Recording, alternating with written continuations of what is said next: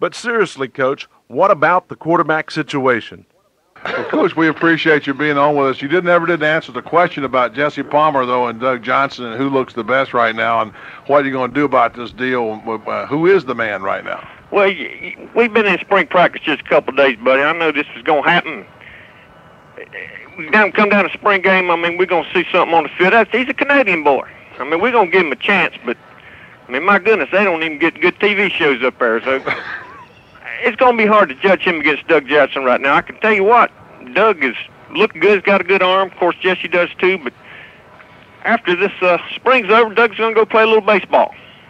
Now, you know how I am about that. Jesse's going to be hitting the books hard and throwing the ball a lot, and he might make up some ground on old Doug. So when Doug's out there and getting that money from the Devil Rays or whatever they're called, he needs to be thinking Jesse's at home studying his playbook. And when it comes time for fall practice, head ball coach might have taken a note or two on that. Well, Coach, I don't want to break your bubble here, but we just got a bulletin across the wire that Jesse Palmer has signed a 5-year contract with the Tampa Bay Lightning to play hockey. He wants to be a two-sport letterman also. How's that going to fit in with your season, with him playing hockey? Buddy, that young man's going to take one good cross-body check this afternoon from the head ball coach. That's all I got to say. He's going to rethink that contract before he inks his name on that thing. With Jesse Palmer skating on thin ice, the finger once again points to Doug Johnson. Well, buddy, as far as the quarterback situation goes, well, we got one. Right now, Doug Johnson's got a pretty good little ways to go yet.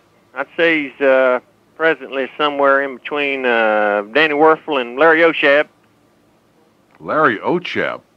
Well, you know, buddy, if you know Gator ball, then you ain't going to have any problem with that. No, I don't have a problem with it. It's just, that's kind of a wide range. Well, I don't know. I saw Dr. O play a couple of times, buddy. That ain't a bad place to be. Okay, Come on, all right. Day. All right.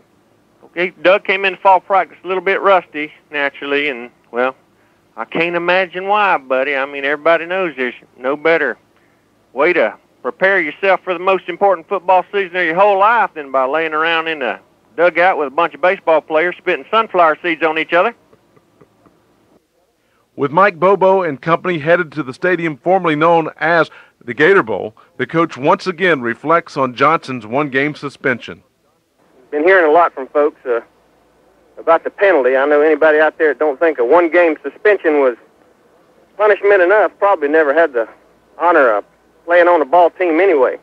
Buddy, I wonder how many ex-jocks listening right now would give their right arm just to play in one ball game. Of course, it probably wouldn't be much of a game. Bunch of one-arm boys running around out there. Passing game would suffer. Wouldn't be a lot of stiff arming.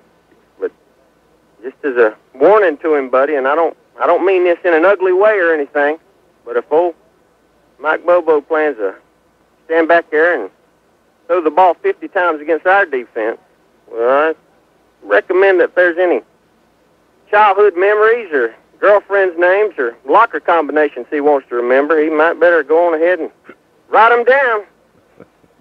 The defensive line's pretty tough, buddy. They don't hit like that FSU bunch, but, we're doing our best.